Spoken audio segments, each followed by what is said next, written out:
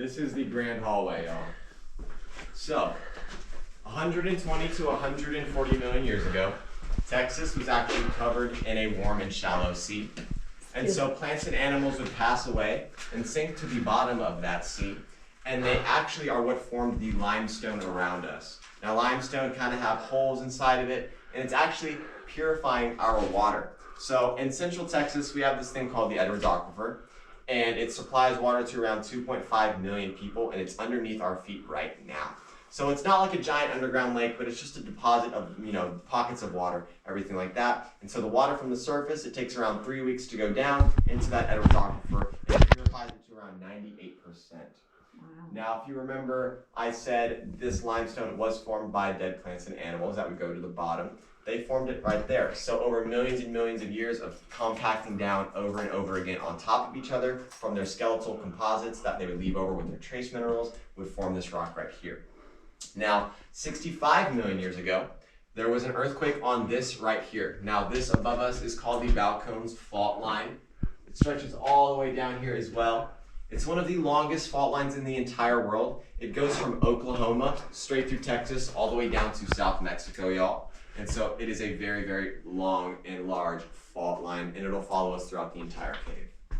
Now, that earthquake that happened split these two walls apart right here that you see on y'all's left and right, and it kind of created a little puzzle effect. This wall part goes in, this part goes out, this part goes right back in. So it split them kind of perfectly right here down the middle where they could all fit right back into each other for the most part.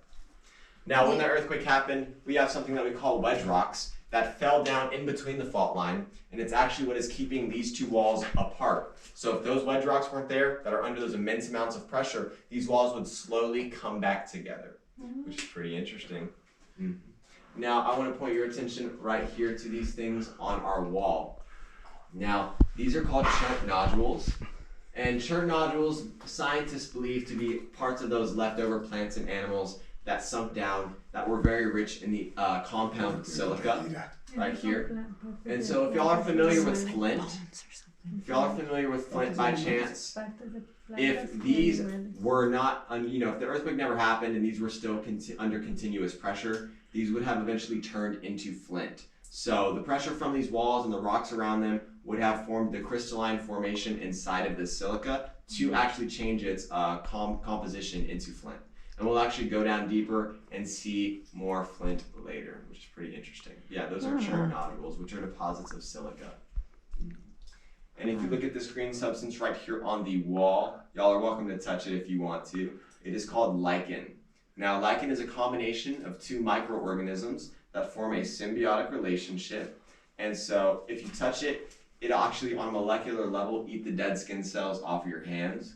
And so sometimes I rub my face on it for my skincare. Yeah. No wonder you look the way you do. That's called lichen right there. And even if you look at the bottom, you might be able to see some etchings, potentially. It's more profound over here on this area of the wall. But this is what we call cave graffiti.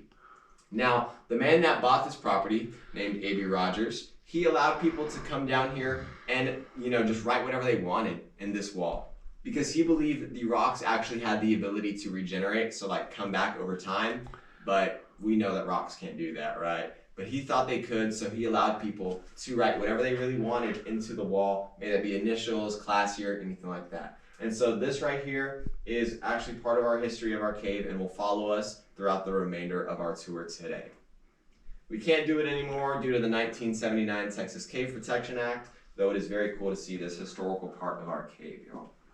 Do we have any questions about this grand hallway by chance before we make our way down? No? None at all? Alrighty, we're going to make our way down right over here into our VIP room. Y'all would like to follow me over here now.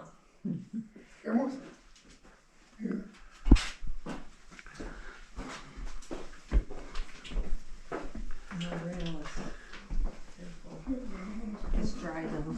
It's not too bad.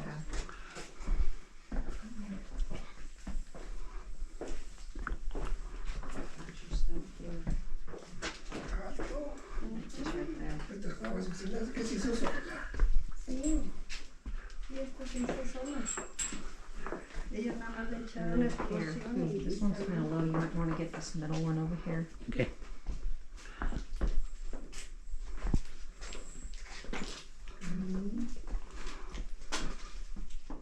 I see nothing down there. Doing it all by feel. That's a long step. Careful. I'll hurt your back. This one's a long one too. That one's not quite as long. Another long one. And there's that little sneaky step right at the bottom. Yeah.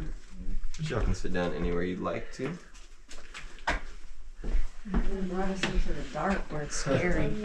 Maybe we should go over here because this is a little higher. It looks Alrighty, like y'all. it's a kid's stool.